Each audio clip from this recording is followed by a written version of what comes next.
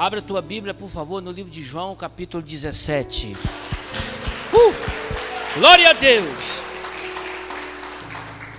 Diz assim, versículo 20: Não rogo somente por estes, mas também por aqueles que vierem a crer em mim, por intermédio da sua palavra, a fim de que todos sejam um. Diz assim, repita comigo: a fim de que todos sejam um. Amém. E como tu és, ó Pai, em mim e eu em ti, também sejam eles em nós, para que o mundo creia que tu me enviastes. Amém. Versículo 22: Eu lhes tenho transmitido a glória que tens me dado, para que sejam um, como nós somos. Amém. Obrigado, Deus, por sua palavra. Obrigado por este texto, ó Deus, que é tão profundo, e às vezes nós passamos numa leitura simples, não entendemos o que é que Jesus está querendo dizer aqui. Mas nesta noite fala conosco através da tua palavra, em nome de Jesus. Você pode dizer amém? Amém. Aleluia. Você pode dizer aleluia? Aleluia. Diga assim: glória a Deus. Glória a Deus. Amém, irmão? Deixa eu te falar. Jesus está aqui em um momento, porque o livro de João, o Evangelho de João, ele marca assim alguns sinais, se eu não me engano, 8 sinais, e depois ele marca o final, o fim ali da vida de Cristo ali com os discípulos.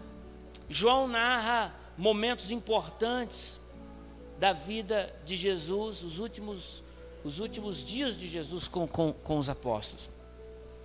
E esse momento é um momento importante, porque neste momento Jesus está orando, né? Jesus está orando, e ele, neste momento, ele ora por você e por mim, porque ele diz assim, não rogo somente por estes, quer dizer, não são só estes os apóstolos, as pessoas, porque havia um grupo de 120 pessoas que acompanhavam Jesus mais de perto, que eram pessoas que seguiam Jesus, pessoas que eram crentes, pessoas que obedeciam mais de perto. Veja bem, havia uma multidão que seguia Jesus. Agora, quem é que era mais perto de Jesus? Eram aqueles que tinham mais intimidade com ele. Então, eram pessoas que eram verdadeiramente convertidas a eles, que criam realmente nele. Então, neste momento, não havia aqui uma multidão de gente. Havia 120 pessoas. E Jesus fala assim: eu oro por estes, mas também eu rogo por aqueles que hão de crer em mim. Ele está orando na pessoa do futuro. Ele está orando por você e por mim. Ele está orando por nós. Então essa é a oração sacerdotal, é a oração ao qual ele faz por nossa vida. Então isso é legal, é importante, mas o cerne de tudo isso não é só a oração de Cristo, não é só a preocupação dele com você e comigo. O cerne aqui é o assunto, é o jeito que ele orou. Ele fez um pedido a Deus aqui. O que é que enfraquece você? O pecado. Amém, irmãos? Aleluia! O que é que nos enfraquece? É o pecado. Pastor, não adianta, você tem que admitir, é verdade, é o pecado nos enfraquece. Ele me enfraquece você, enfraquece qualquer um de nós. Às vezes perder oportunidades, às vezes não ser o que Deus quer que nós sejamos.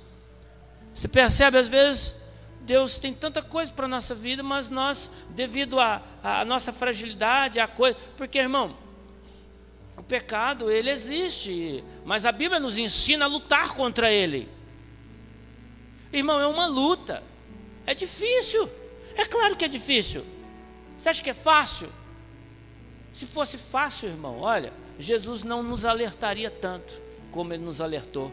Quando ele disse para Pedro, João e Tiago, diz assim: ei, olha, vigiai e orai, porque o espírito está preparado, mas a carne é fraca. Ele está dizendo, é interessante que ele fala, o Espírito está preparado, porque se nós dermos lado para Deus, aí o Espírito Santo, ele domina a nossa vida, e o pecado então enfraquece. Agora, em Gálatas, Paulo fala assim, a inclinação da carne traz morte, quer dizer, o que é que nos enfraquece, que pode nos fazer morrer espiritualmente? é o pecado, é a carnalidade. Mas ele diz assim, mas a inclinação do Espírito traz vida. Amém? Há uma guerra sendo travada no teu interior, na sua vida, na minha vida neste momento, entre servir a Deus ou não. E nós muitas vezes falhamos, porque nós permitimos que o pecado nos enfraqueça, impedindo-nos de sermos quem Deus nos chamou para ser. E nesta noite, eu estou fazendo uma introdução daquilo que já foi pregado aqui. Eu queria falar um pouco sobre esse texto aqui, com o tema, o poder da unidade. Diga assim, o poder da unidade. Amém? E é interessante, né? Porque Jesus, ele está orando, e ele fala assim, ó, primeiro ele ora pelos discípulos, ele ora por nós, e ele diz assim, ó, qual é o pedido? Eu oro para que todos sejam um, como tu, ó Pai, és em mim, e eu em ti, que também eles sejam um em nós. Oh meu Deus, para que o mundo creia que tu me enviastes. Eu dei-lhes a glória que a mim me deste, para que sejam um, como nós somos um. Você percebe que Cristo, a preocupação de Cristo com você e comigo é sobre a unidade, como igreja, como filhos de Deus, como nós, igreja, porque a unidade tem que estar no meio da igreja, amém? O que é a unidade? Unidade, irmão, é quando há uma concordância, amém? A unidade é quando todos estão caminhando em uma mesma direção. Isso é unidade. Sabe que a unidade é quando não há divisão. Sabe onde nós temos problema com unidade? E agora eu estou só falando um pouco aqui, não é esse o assunto. Mas sabe onde há dificuldades com unidade? Dentro do nosso casamento, por exemplo. Por isso que os 2 primeiros anos de casamento é uma guerra. Meu Deus do céu, ô guerra. Meus 2 primeiros anos de casamento, irmão, saí até voadora dentro de casa, irmã. É verdade, no sentido figurado, porque é difícil a adaptação, né? O homem entra e joga a toalha. Aí a mulher, não, ela não quer a toalha jogada. Cata a toalha. Aí o homem tira o sapato e joga o sapato. E a mulher vem, pega o sapato e arruma. Dali a pouco a mulher endoida, irmão. Esse homem que eu casei, meu Deus do céu, né? É um porco. Quando a gente namora, os animais são tudo pequenininhos, né? Não é verdade? Já viu isso aí? Quando você namora, os animais é pequenininho. Você encontra a namorada e fala, ô minha pombinha, né? Sei lá, ela chama, ai, meu gatinho. Tudo pequenininho, tá namorando. Aí depois que casa, os animais crescem, né? O marido chega, joga a toalha, não puxa a água do banheiro. Ei, mas você é porco, hein? Olha como cresceu. O animal cresce. Se o marido dá um coice, aí a mulher fala, ei, cavalo velho, né? Ó, cresceu os animais. Mas por quê? Há divergências na unidade, né? O conviver junto é difícil. Por isso que unidade, a gente adquire unidade no casamento com o tempo. Hoje eu e minha esposa, eu vou ser sincero aqui com vocês, tenho 20 anos de casado, a gente passa o ano todo sem brigar. Mas sem brigar mesmo, irmão. Negócio de briga, ficar de mal, essas coisas, esquece aí, lá em casa isso aí não tem. Lá em casa é uma bênção, mas por quê? A gente aprendeu. Agora eu largo a toalha jogada, ela pega e passa e pisa em cima, não está nem aí mais. Estou brincando, né? Mas ela ainda continua arrumando minhas coisas, mas ela se adaptou um pouco. Eu melhorei um pouco, ela relaxou um pouco. Por quê? Porque é 2 diamantes que vai raspando um no outro, até que eles se encaixam no outro, né? Isso que eu preguei num casamento, falei que uma das coisas que faz com que o casamento flua e permaneça é caminhar na mesma visão. Tem que ter, então isso é unidade. Mas a unidade que Cristo está falando aqui é outra coisa. Ele está falando que há uma preocupação entre a harmonia, a unidade entre os que criam nele e o Senhor. Porque ele diz assim, ó, é interessante, ele fala assim, ó, a fim que todos sejam um, como tu és, ó Pai, em mim. Ele está dizendo assim, que eles tenham a mesma fé, né, que eu tenho em ti. Que eles vivam como numa comunhão como eu tenho em ti. Esta é a preocupação de Cristo aqui. Então, uma das coisas que enfraquece-nos como reino de Deus é o fato de não haver unidade no nosso meio. O que é essa unidade? É quando falta comunhão entre nós e o Pai. É quando há dificuldade de entender qual é o desejo do Pai para minha, para a sua vida. É quando a minha insensibilidade ao Pai eterno não me deixa obedecê-lo. Você está entendendo? A gente até crê em Cristo, irmão. Você vem aqui, Deus, porque Deus é misericordioso, não é verdade, irmão? Ele fala conosco, mas e aí? Eu me converti há 20 anos atrás, levantar a mão naquele dia foi uma coisa de doido, senti muita presença de Deus, mas o grande desafio da minha vida foi depois de tudo aquilo. E agora? Agora você precisa manter uma comunhão com o Pai. Você precisa fazer crescer a sua unidade com o Pai. Nós falhamos quando não há uma unidade entre nós e o Pai. Unidade é quando há o mesmo pensamento, o mesmo parecer sobre o que é que Deus quer. Que o parecer dele para a sua vida seja o mesmo parecer seu para com ele. Se Deus nos diz, olha filho, você deve fazer isso, nós devemos fazer isso.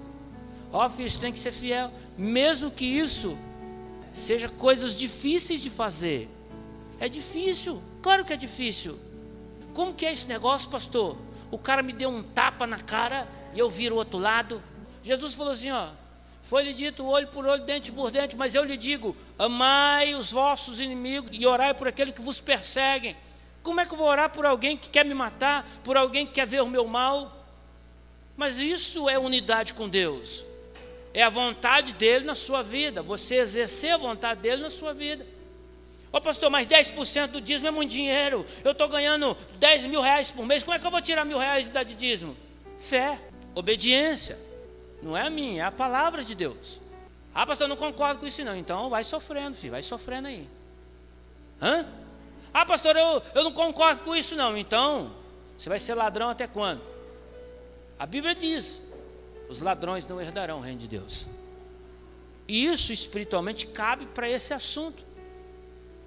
Se Deus está nos abençoando, agora se você não é conhecedor das coisas de Deus, não tem problema. Agora se você conhece, para de desculpinha. Não só relacionado ao dízimo, mas relacionado a muitas coisas. Eu não concordo com isso, não concordo com aquilo. É igual o menino falou esse dia para mim lá, eu falei aqui na quarta-feira, evangelizando um rapaz, né? E ele começou a chorar. E eu, durante o dia, eu fui conversando com ele e eu falei para ele assim, irmão, você sabe que, não sei de onde surgiu o assunto, e nós falamos, você sabe que Deus, ele teve um momento que parecia que Deus era ruim, mas Deus nunca deixou de ser ruim, Deus sempre foi bom. Deus, naquele momento em que ele permitiu lá, que ele tirou a vida de Ananias e Safira, e eu contei a história, o rapaz ficou assim, porque Ananias e Safira é aquele casal que quis mentir para Pedro. Eu falei sobre aquela história do rapaz que estava no meio do sábado, lá no Antigo Testamento, colhendo restos do maná que caía do céu, que não poderia colher. O maná era dado para comer no dia, acabou de comer, se alimentou, então já era, filho, agora é só amanhã. No outro dia, Deus, não era para colher, não era para guardar nada para o outro dia. Ananias não era obrigado a dar aqui a sua posse para os apóstolos, mas quando ele decidiu, ele devia ter feito aquilo por inteiro. Ele devia ter feito o que os outros estavam fazendo, que foi o combinado. Aquele homem não podia estar recolhendo alimentos, porque o combinado, a lei, a ordem de Deus era não recolha. Aí a Bíblia diz que Ananias e Safira foi morto pelo seu pecado, e este homem que foi pego colhendo essas coisas no meio do dia, que não podia, no meio de um sábado, foi retirado, ele foi preso ele, e Deus falou assim, leva ele para o meio do arraial, no meio de todos os povos, de todo o povo de Israel, e lá no meio do povo de Israel tu mata ele. Aí eu falei isso para o rapaz falou, eita, mas isso aí eu também não concordo, o rapaz falou. Eu falei assim, então, é a palavra de Deus. Deus tem um meio dele de nos disciplinar, de nos fazer melhor. Permitiu Ananias e Safira morrer, porque ele queria colocar temor na igreja que estava começando. O diabo estava querendo já dar uma rasteira, mas Deus falou, não, aqui não. A igreja é minha, colocou temor. Olha, não queiram me enganar, não queiram mentir para o Espírito Santo. Porque Deus permitiu que o rapaz... Então, é esse tipo de coisa que nós precisamos entender, porque você sofre e paga muitas coisas na sua vida, e eu também, às vezes, sabe por quê? Porque não há uma unidade verdadeira entre nós e o Deus Todo-Poderoso. Jesus está preocupado com isso, e Ele está orando para que nós, aleluia, tenhamos uma comunhão genuína e verdadeira com o Pai. Ele fala assim, ó, ele diz assim, ó, para que todos sejam um. O que é ser um? É quando há um só propósito, um só pensamento, uma só voz. Você tem deixado Deus guiar sua vida? Você tem deixado Deus direcionar todas as coisas na sua vida? Por isso há tantos crentes falidos, porque não há essa unidade verdadeira com o Deus Todo-Poderoso. Aleluia. Unidade não é só estarmos juntos fisicamente, mas em todos os sentidos. Aqui é um pouco daquilo que eu falei. O diabo sempre quer promover a quebra da unidade do nosso meio, porque essa quebra da unidade fortalece o reino diabólico. O diabo sempre quer promover uma quebra da unidade. Presta atenção, eu já falei para você aqui agora. Ananias e Safira, Atos capítulo 5. Por que aquele casal decidiu mentir? De certa forma, o diabo tem a mão dele ali, porque a igreja estava crescendo, estava avançando.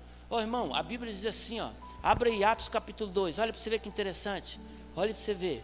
Eu estou falando com você porque você e eu, nós somos a igreja deste século, nós somos a igreja, então nós devemos tomar cuidado com essas coisas. Atos capítulo 2, olha que interessante, diz assim, olha que interessante, havia uma comunhão com as pessoas, mas havia uma comunhão com Deus. Olha para você ver, diz assim, perseveravam na doutrina dos apóstolos, versículo 42 de Atos capítulo 2. Olha para você, eu quero ler rápido, porque não é esse aqui o propósito, quero falar de outra coisa, mas olha para você ver, tem a ver com o que nós estamos falando. Olha como que estava a igreja, eles perseveravam na doutrina, havia um ensino dos apóstolos muito forte, chamado didaquê, E na comunhão, partir do pão e nas orações, olha para você ver, em cada alma havia temor. Olha o que acontecia, muitos prodígios e sinais eram feitos por intermédio dos apóstolos. Todos os que creram estavam juntos e tinham tudo em comum. Eles tinham tudo em comum, estavam juntos. Olha para você, vendiam suas propriedades bem, distribuindo o produto entre todos à medida que alguém tinha necessidade. Olha para você ver, diariamente perseveravam no templo, aleluia, partiam o pão de casa em casa, tomavam suas refeições com alegria, singeleza de coração, louvando a Deus, contando com a simpatia de todo o povo. Enquanto isso, acrescentava-lhes o Senhor dia a dia os que iam sendo salvos. Olha que igreja maravilhosa. Sabe o que estava tendo aqui? Ensino da palavra, uma comunhão genuína. Eles praticavam a ceia de uma maneira maravilhosa. Eles estavam no templo diariamente, Olha, você vê como unidade é isso. A gente fala assim, irmão, é importante você estar na igreja, mas aí a pessoa não está nem aí. Vem na igreja quando dá. Eu vou na igreja, porque é quando dá, porque... Não, você não pode ir na igreja como que você vai no shopping. Você vai no shopping todo dia? A não ser que você trabalhe lá, você vai todo dia. Mas fora isso, ninguém vai no shopping todo dia. Você não pode lidar com a igreja como ir no shopping. Hoje já levantei bem, vou na igreja. Não, a igreja não é um lugar para você vir de vez em quando. A igreja é um lugar para você estar sempre com a sua família. Você precisa frequentar a igreja, semanalmente. Não é porque você é religioso, é porque a Bíblia ensina isso para nós. A Bíblia diz que diariamente eles estavam no templo. A Bíblia diz assim, Hebreus capítulo 10, versículo 25, não deixeis de reunir como igreja, segundo o costume. Por quê? Porque Deus sabe que é importante você estar na igreja, você ouvir a palavra, você participar de momentos como este. Olha que bênção. Quantas famílias, meu Deus do céu, quantas famílias serão abençoadas aqui? Eu vou levar o alimento, eu vou levar, Eu falei para minha mulher hoje, falei, moço do céu, pelo amor de Deus, separa um monte de coisa aí para nós levar. Amor, nem tem um monte de coisa. Não, mas então pega aí, vamos levar, né, compra mais, vamos levar as coisas para a igreja, eu quero participar desse negócio, estou ansioso para participar disso, de colocar lá o saco de arroz, porque eu quero participar das coisas do reino de Deus, eu quero participar da obra, daquilo que a igreja nos propõe, que é aquilo que Deus tem feito no nosso meio. É um privilégio para mim. É um privilégio para nós participarmos do reino de Deus, das coisas de Deus, participar de um culto, vir ao culto, né? Ou você não vem para abençoar com seu talento, mas você está aí, você adora, sente a presença de Deus, ouviu uma palavra. Então por que é que a igreja é o lugar onde você deve estar com a sua família, não é para lidar com a igreja como um momento de festa. Hoje eu vou numa festa, todo dia tem festa? Não é assim, mas todo dia, né? Todos os dias e horários combinados tem o culto. Pastor, hoje eu não vou na igreja porque claro, irmão, você tem família, tem um dia de culto. Pastor, faz tempo que eu não saio com a minha família, hoje eu vou dar uma saída com a minha família. Infelizmente é dia de culto, pastor, mas eu vou com a minha família dar uma passeada. Amém. Mas não pode trocar, né? Trocar a ordem dos fatores. Hoje eu não vou no culto porque eu vou numa festa. Hoje eu vou no culto porque eu vou viajar. Aí todo dia ele não vem no culto por um motivo. Então nós precisamos mudar isso. Nós precisamos caminhar com o pensamento de Deus. Deus quer que você esteja na igreja. Deus quer que você esteja reunido com os irmãos. Amém? Deus quer isso para a sua vida. Então nós precisamos abraçar. Tem gente que ele é opositor. Tem gente, a igreja é assim, irmão. Eu já acostumei, eu nem ligo. Irmão, o pastor, o irmão falou lá que não concorda com isso aí. Meu irmão, briga com Deus, vai brigar com Deus então, na medida. Mas é fogo. E geralmente que os que reclamam, os que menos fazem. Então, pastor, em vez de falar com o pastor, né? Fica falando aí por aí. Fala com o pastor. Acho tão legal, irmão, a pessoa chegar assim e falar assim: pastor, vem cá. Pastor, achei que esse negócio que você vai fazer, como é que é? Me explica aí, pastor. Eu quero ajudar, mas eu não estou concordando muito. Mas me explica aí para mim entender. Acho legal isso, irmão. Irmão, vem cá, vamos conversar. Né? Isso é legal, porque precisa ter unidade. Unidade não é concordar com tudo, mas pastor, pastor não, é claro que uma coisa absurda, né? Ninguém concorda. Tem uma coisa que nós lutamos, nunca podemos ir contra ela, que é o que, irmão? A lei da consciência. Se um pastor, um homem de Deus, lhe pedir algo que fere os princípios de Deus, você não deve fazer. Seja ele o seu mentor, o seu pastor, o seu pai, a sua mãe. Se o seu marido lhe pedir algo que fere o plano de Deus, que fere a lei da consciência, você não deve fazer. Ele é meu marido. Meu irmão, manda ele orar, falar com Deus, né? Mas se Deus tem colocado uma visão, aleluia, o seu pastor, você não entende, então você deve procurar, porque isso, fala com ele: pastor, me ajuda a entender que eu quero participar. Não é sair falando por aí não. Amém? É assim que nós devemos lidar com as coisas no reino de Deus. Então, voltando aqui, o diabo quer sempre promover a destruição da unidade. Amém? O diabo quer promover a destruição da sua comunhão com Deus. Olha lá, pastor, como é isso? Eu não preciso abrir Mateus capítulo 4. O que está acontecendo em Mateus capítulo 4? Pensando nisto, presta atenção. Mateus capítulo 4, onde está Jesus? No deserto, sendo tentado pelo diabo. Sendo tentado pelo deserto, e chegou um determinado momento, 40 dias, irmão. Chegou um determinado momento, penso eu, no fim dessa tentação, então o diabo aparece. Por que o diabo aparece? Porque o diabo, ele, de certa forma, ele sabia o plano de Deus através da vida de Cristo. Por isso que ele te persegue, por isso que ele atormenta a tua vida às vezes, coloca propostas horríveis para que você perca o foco. O foco, qual é o foco? Perder o foco da unidade, da comunhão com Deus, daquela intimidade com o Senhor. Jesus estava lá orando, buscando a Deus, clamando, jejuando, 40 dias de oração e jejum, no deserto, sendo tentado. Por quê? Porque Deus ia fazer uma grande obra através da vida dele. Mas o diabo, muito esperto, chegou e queria acabar com tudo. Ele queria desfazer aquilo que Deus estava fazendo. Então o diabo, ele quer desfazer a unidade entre você e Deus. Ele falou para Jesus: está com fome? Vou parafrasear aqui, tá bom? Jesus deve ter dito: sim. Então mande que se tu és o Filho de Deus, manda essas pedras se transformarem em pão e coma. Jesus falou para ele: nem só de pão verá o homem, mas toda a palavra que procede da boca de Deus. Você precisa saber o que é importante. Você precisa priorizar o que é importante na sua vida. O que é importante para você hoje? Não tem nada mais importante do que a sua comunhão com Deus. Não tem nada mais importante do que aquela intimidade com o Pai.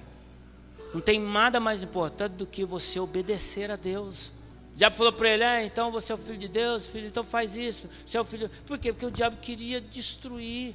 Ele queria acabar com aquela comunhão. Ele queria acabar com aquele momento de Cristo e Deus.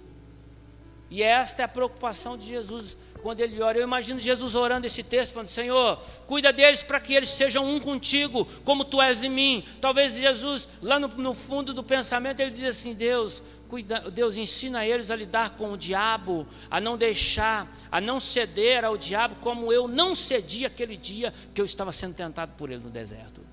Cuida deles, ó Deus, ajuda eles a aprender que a comunhão deles contigo, aleluia, a unidade dele com o Senhor é muito mais importante do que todas as coisas. Porque o diabo, muitas pessoas estão caídas, porque dão ouvido para o diabo, porque estão aceitando as propostas do diabo para a sua vida. Deus tem uma obra na vida dele maravilhosa, quer fazer um plano maravilhoso, mas o diabo propõe uma outra coisa e ele abraça a ideia. Fala: eu acho que é isso aqui que eu vou deixar isso para fazer isso, para fazer aquilo. E quebrando os princípios, os mandamentos, aquilo que Deus tem planejado para a sua vida. Então cuidado, porque o diabo é opositor à obra que Deus tem na sua vida. O diabo é opositor à sua unidade verdadeira, genuína com Deus. Amém?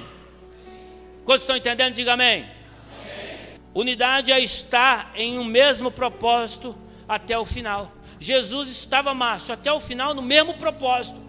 E eu acho tão legal porque, se você olhar Jesus no Getsemane, Jesus é o maior exemplo de unidade, irmãos. Essa é a verdade.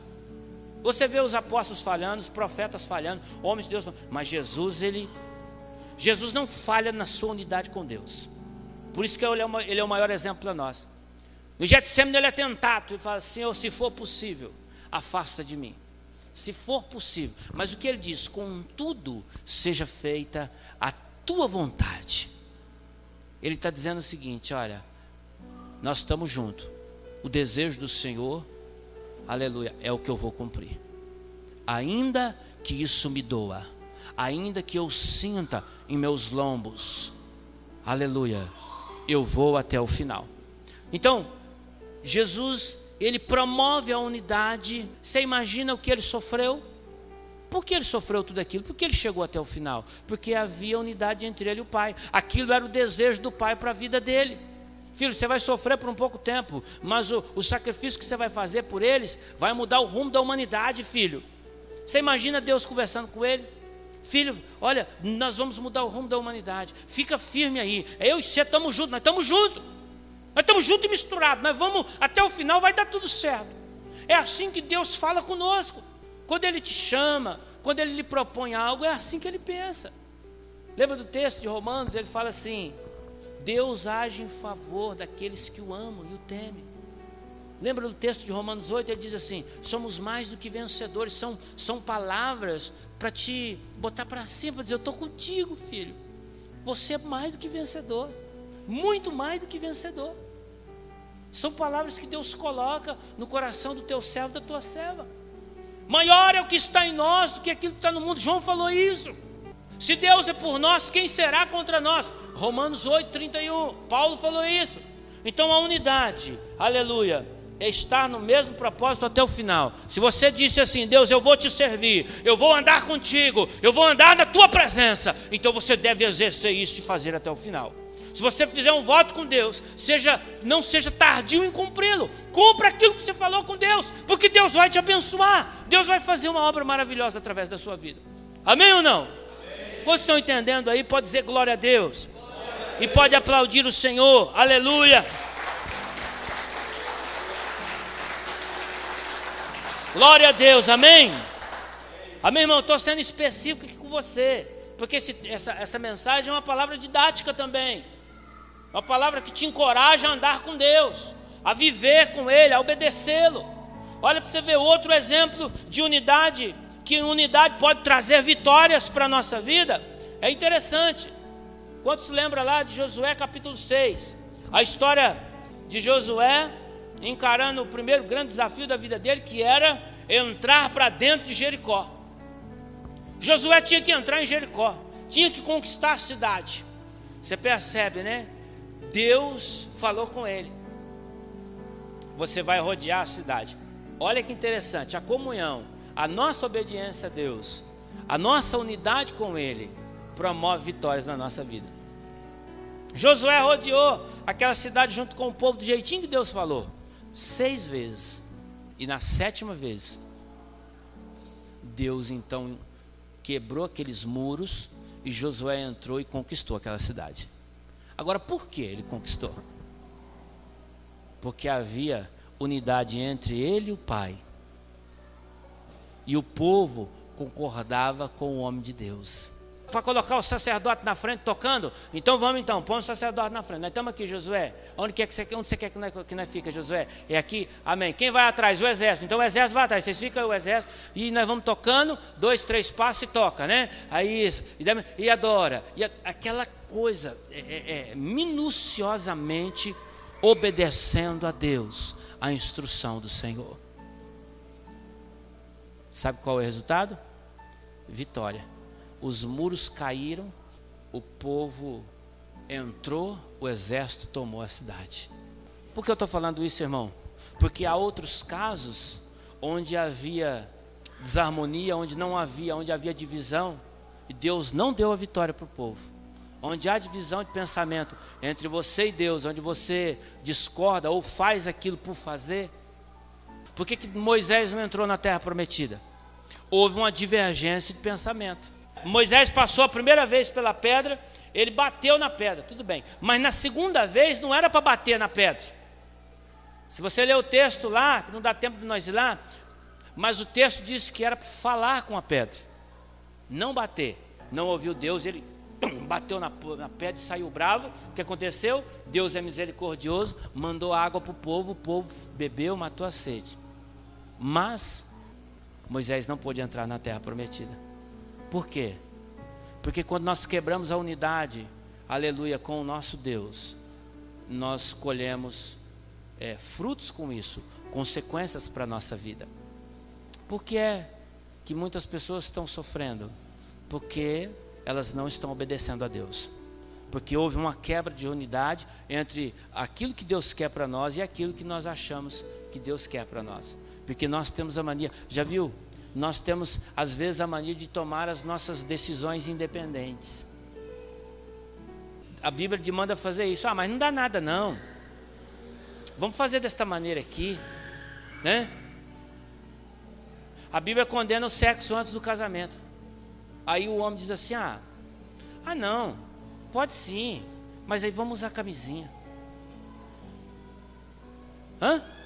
Tá certo? Não. É como nós falamos aqui na quarta-feira.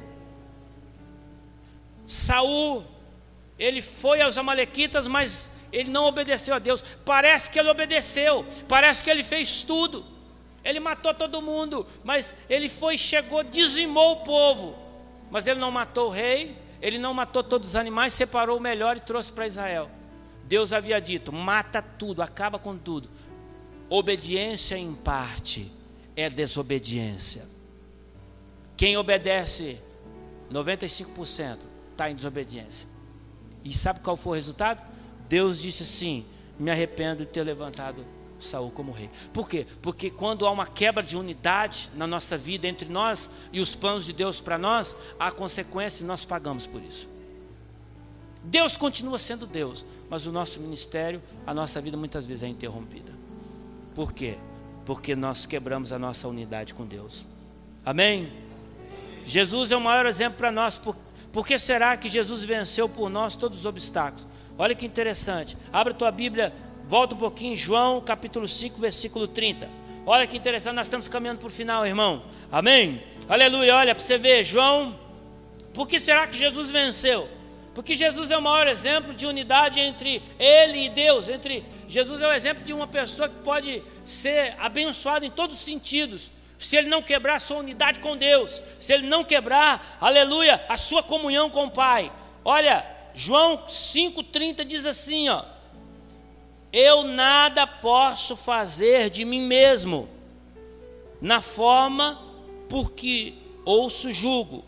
O meu juízo é justo, porque não procuro a minha própria vontade, e sim a vontade daquele que me enviou. Por que Jesus foi abençoado em tudo que ele fez? Você fala assim, mas Jesus é Deus. Ele era Deus e é Deus, mas neste momento também ele era 100% homem.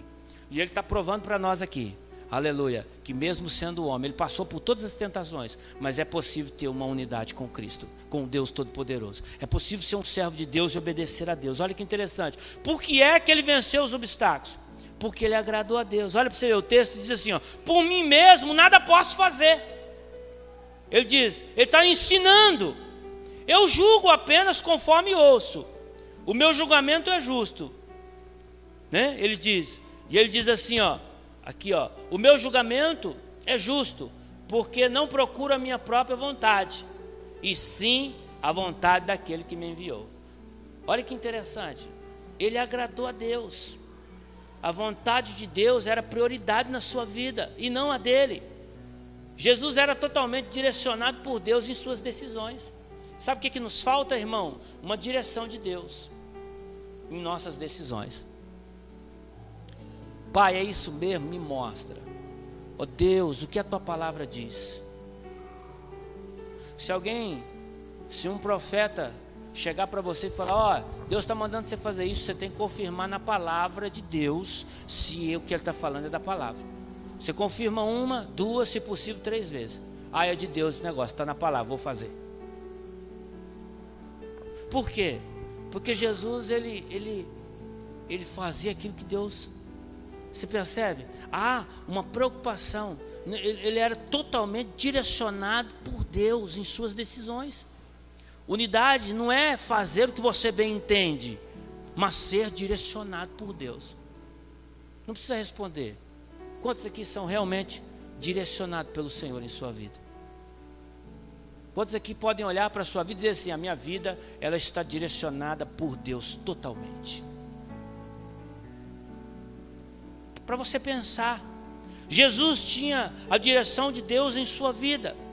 Quem direciona a sua vida? Por que será que as coisas não estão muito bem? Será que não falta um direcionamento de Deus na sua vida? Você pode estar muito bem, talvez trabalhando, ganhando dinheiro, mas como que está a sua vida espiritual? Como é que está a tua obediência a Deus? Cadê as pessoas da tua família que ainda não conhecem a Jesus?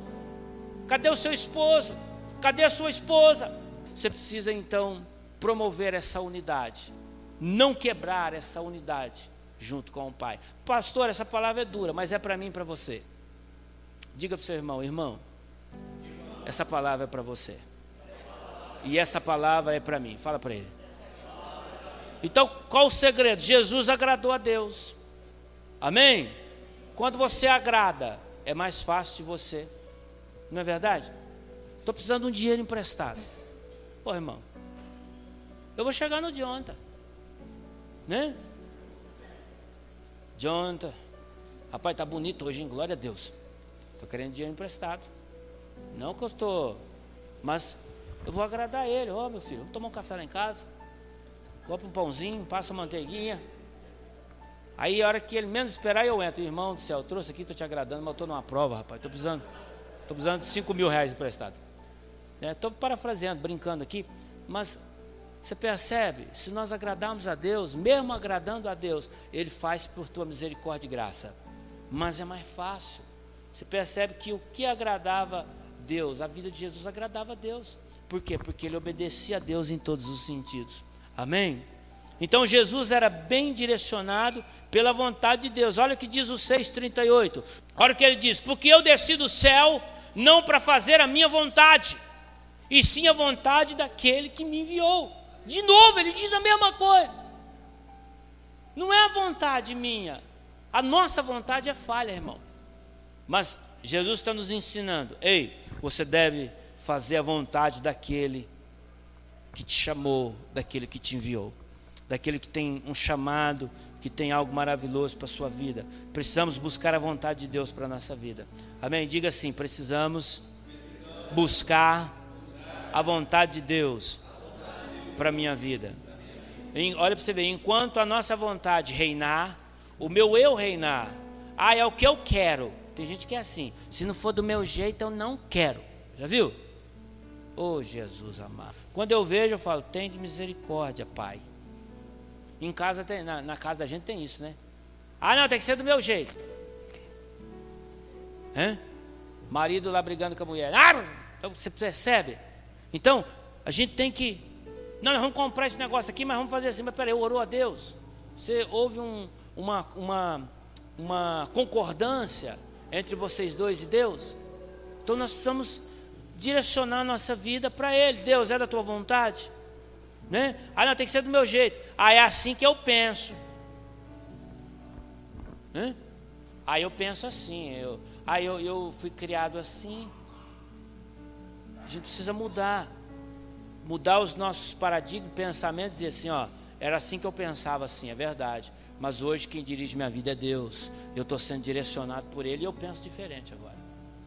A minha vontade não vale nada, porque a minha vontade, na verdade, me levou num buraco tão profundo, e hoje eu prefiro deixar com que a vontade dEle permaneça na minha vida. Então Jesus é o exemplo de quem deixou tudo ser direcionado por Deus em sua vida. Você precisa de uma direção. Talvez você está aqui, fala assim: pastor, estou com problema no casamento, estou com problema no meu trabalho, estou com problema com meus filhos, estou com problema com a minha família. Eu estou com uma luta aí, você nem sabe, pastor, o que eu estou passando.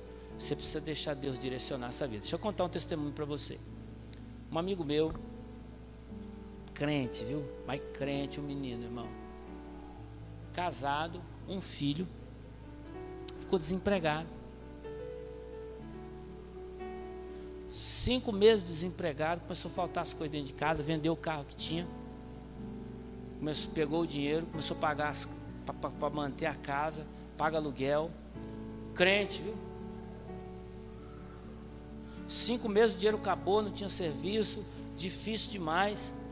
Só que ele falou assim: pastor, em vez de eu buscar a direção de Deus, sabe o que eu fazia? Eu ia orar, ficava reclamando com Deus. Eu chegava na igreja para conversar com os irmãos está tudo bem? Eu falava assim: tá nada, pai, tá difícil pra caramba a vida, tá só por Deus, eu não tô bem não, nossa, as portas estão fechadas para mim. Quantas vezes ele falou isso aí? E sabe o que aconteceu? Chegou um momento, irmão, que ele pegou, ele levantou um dia de manhã e falou assim: eu vou sumir. Ele levantou com esse sentimento: eu vou sumir, vou deixar aqui minha esposa, ter um dinheirinho na conta. E ele falou para a mulher dele: senhora, você sabe a senha do cartão? Sei. Então tá bom. Ele pegou, colocou uma bermuda, uma calça por cima, uma camiseta e outra camisa. E ele falou: vou sumir, vou pegar a pista ali, vou sair andando, não volto aqui mais. Não pode eu viver uma vida dessa. Crente, hein? Ele saiu da casa dele, irmão. Quando ele virou a esquina, apareceu um irmão. Ei, irmão! Ô irmão, a paz do Senhor! Aí ele: meu Deus do céu, lá vem.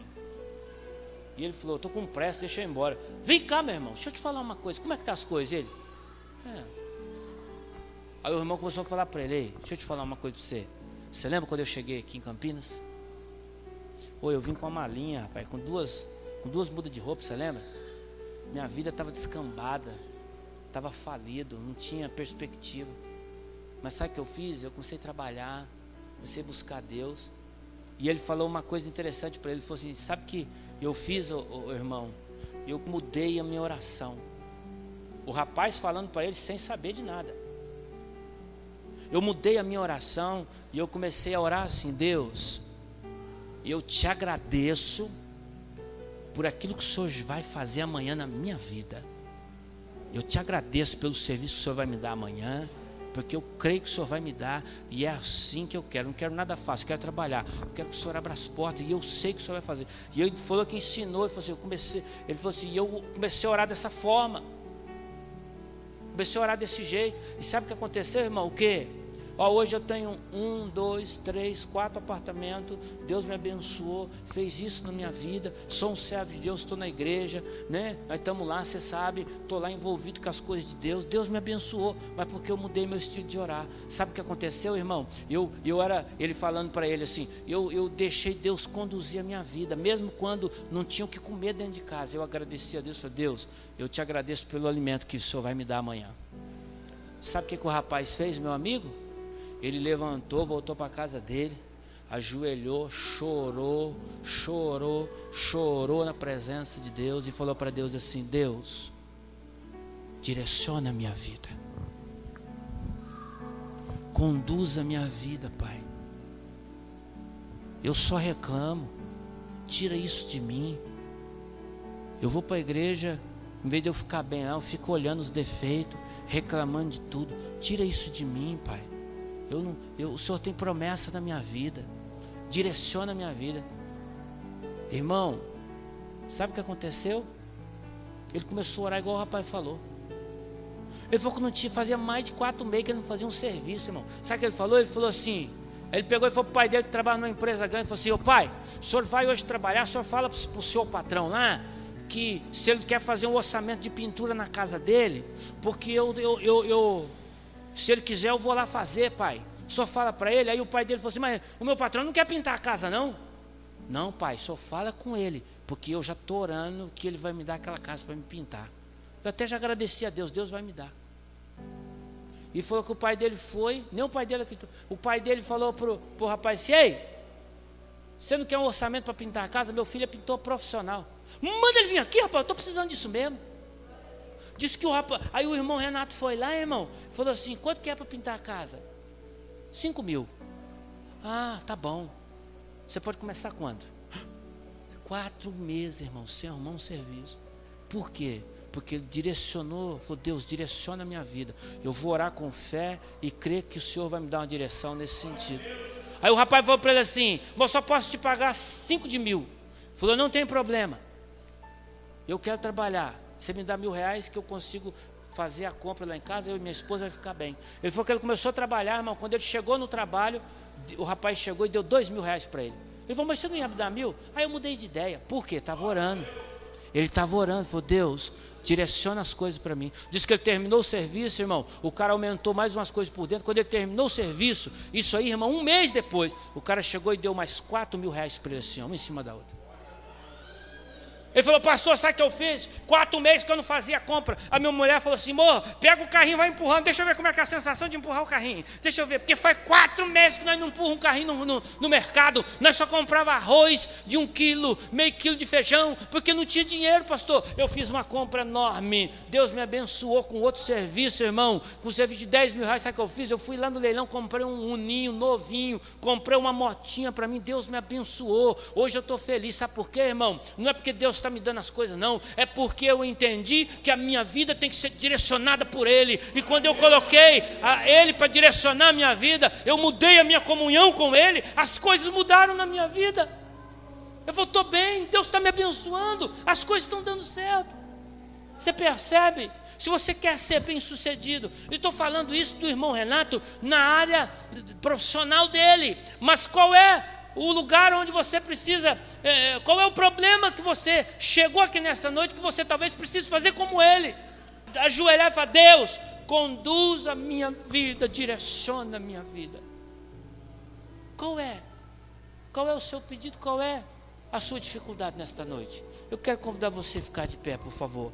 Aleluia, você pode dizer aleluia? Aleluia. Deus, amém, quer direcionar a sua vida. Deus quer dar uma direção para você, através da unidade com Ele, através de uma comunhão genuína com Ele. Mas você não pode quebrar isso. Ah, pastor, eu sou crente, mas eu vivo... Então você precisa fazer isso. Deus vem conduzir todas as coisas. Ah, pastor, meu casamento terminou. Espera aí. Pede para Deus uma direção sobre isso aí. Não vai achando que terminou assim não. A Bíblia diz, aleluia, que nós precisamos ser mais fiéis no nosso casamento. Ah, pastor, está um caos. pede uma direção, Deus vai te abençoar. A minha mulher foi embora, pede uma direção, Deus vai trazer de volta. A meu marido foi embora, pede uma direção, Deus vai trazer de volta. Amém? Porque Deus ama a família. E Deus quer uma família em unidade com Ele. Deus quer você em unidade com Ele nesta noite. Amém, queridos? Aleluia. Você pode dizer aleluia? Aleluia. Glória a Deus. Amém. Quero terminar esse sermão dizendo algumas coisas para você. Que nós precisamos crescer. Eu quero ler um texto, não precisa abrir. Efésios capítulo 4 diz assim. Sabe o que está acontecendo? Paulo está falando sobre a unidade da fé nos primeiros versículos. Depois ele começa a falar sobre o santo ministério, sobre o serviço dos santos. E ele diz o seguinte, no versículo 3 ele diz, no versículo 12 ele vai falando assim, ó. Versículo 11 ele diz, e ele mesmo concedeu os uns para apóstolos, outros para pastores, profetas, outros para evangelistas, outros para pastores e mestres, com vista ao aperfeiçoamento dos santos, para o desempenho do seu serviço, para a edificação do corpo de Cristo. Quando fala corpo, está falando sobre unidade. Até, versículo 3 diz assim, até que todos cheguemos à unidade da fé, do pleno conhecimento do Filho de Deus, a perfeita maturidade, à medida da estatura da plenitude de Cristo, para que não mais sejamos como meninos, agitados de um lado para o outro e levados por todo vento de doutrina, pela artimanha dos homens e pela astúcia com que induzem ao erro, mas seguindo a verdade em amor, cresçamos em tudo naquele que é o cabeça, Cristo Jesus. Amém? A unidade vai promover para você. Paulo fala coisas importantes sobre a unidade. Ele fala no versículo 13 que nós precisamos chegar à unidade da fé. Quer dizer, nós precisamos crer em um Deus poderoso, um só Deus. A nossa fé deve ser única em um só Deus. Ele diz assim, nós precisamos chegar ao conhecimento do Filho de Deus. Nós precisamos entender que Jesus ele é o Salvador e Ele é o Senhor da glória. Amém? Estou falando isso porque isso é a vontade de Deus para a sua vida. Você precisa chegar à unidade da fé, entender que há um Deus, aleluia, que pode te abençoar. Esse Deus enviou o teu Filho para morrer por ti. Você precisa entender, aleluia, que você precisa conhecer melhor o Filho de Deus, porque Ele não é só o nosso Salvador, mas Ele é o Senhor da glória. E quando você entender isso, você vai se tornar uma pessoa mais madura. É isso que Ele está dizendo. A palavra aqui é varonilidade, quer dizer, mais maduro, maturidade. E Ele diz assim, você vai então entender a estatura da plenitude de Cristo. Aleluia. Ele morreu por nós, Ele é suficiente. Não há como viver em unidade com Deus e não compreender o que Cristo fez por nós. Aleluia. Talvez nessa noite você está aqui, pastor, eu preciso viver mais essa palavra na minha vida. Eu preciso melhorar a minha comunhão com o Pai.